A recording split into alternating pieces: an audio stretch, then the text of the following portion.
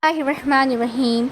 Narrated Sayyid bin Jubair, I say to Ibn Abbas, Nauf al-Buka claims that Moses and the companion of al-Khadir was not Moses, the prophet of the children of Israel, but some other Moses. Ibn Abbas said, Allah's apostle, Allah's enemy Nauf had told a lie. And Ubay bin Ka'b told us that the Prophet ﷺ said, once Moses stood up and addressed Bani Israel, he was asked who was the most learned man amongst the people. He said, I. Allah admonished him as he did not attribute absolute knowledge to him, Allah. So Allah said to him, yes, at the junction of the two seas, there is a slave of mine who is more learned than you.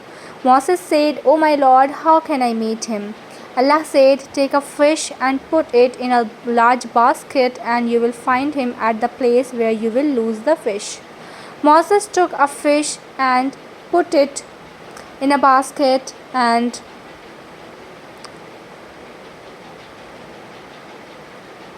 proceeded along with his servant boy Yusha bin Nun till they reached the rock where they laid their heads lay down.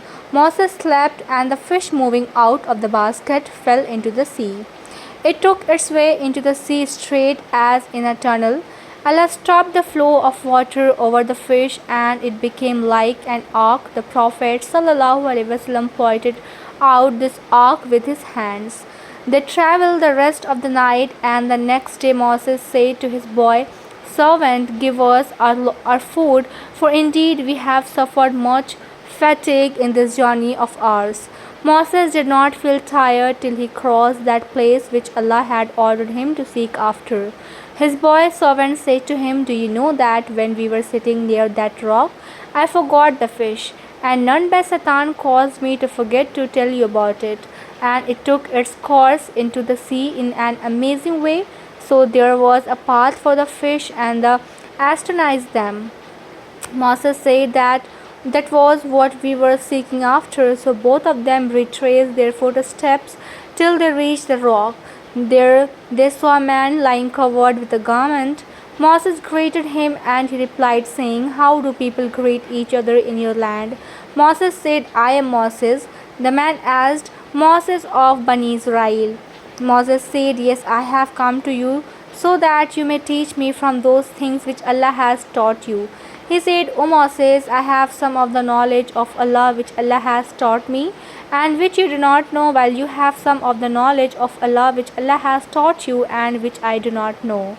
Moses asked, may I follow you? He said, but you will not be able to remain patient with me, for how can you be patient about things which you will not be able to understand? Moses said, you will find me, if Allah so will, truly patient, and I will not disobey you in aught. So both of them set out, walking along the seashore. A boat passed by them, and they asked the crew of the boat to take them on board.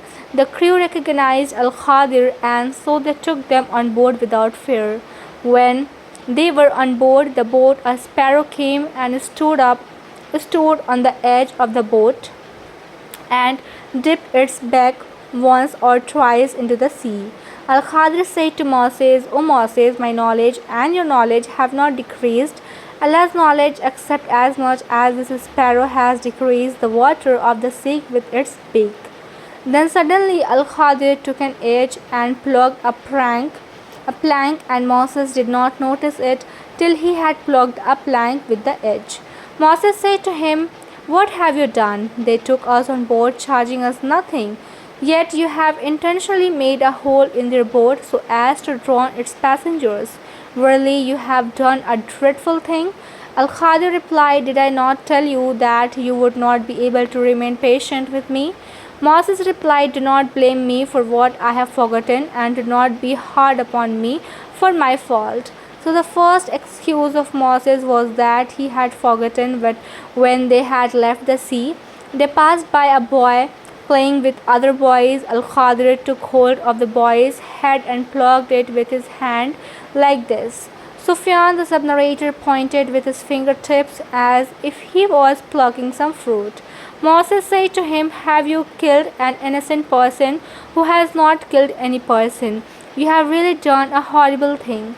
Al-Khadir said, "Did I not tell you that you could not remain patient with me?"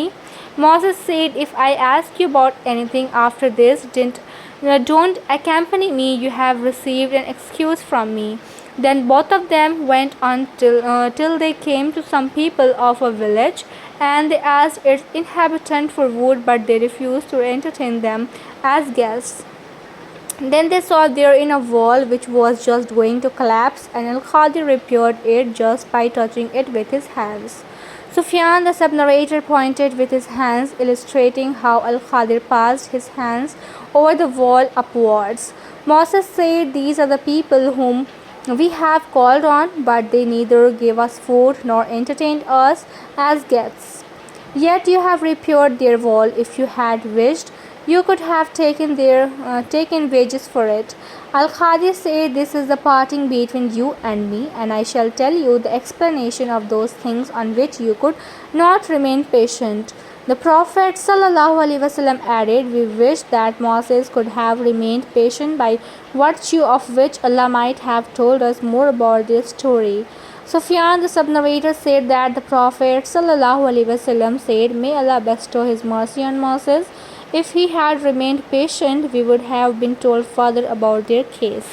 Sahih Bukhari, Hadees number 3401.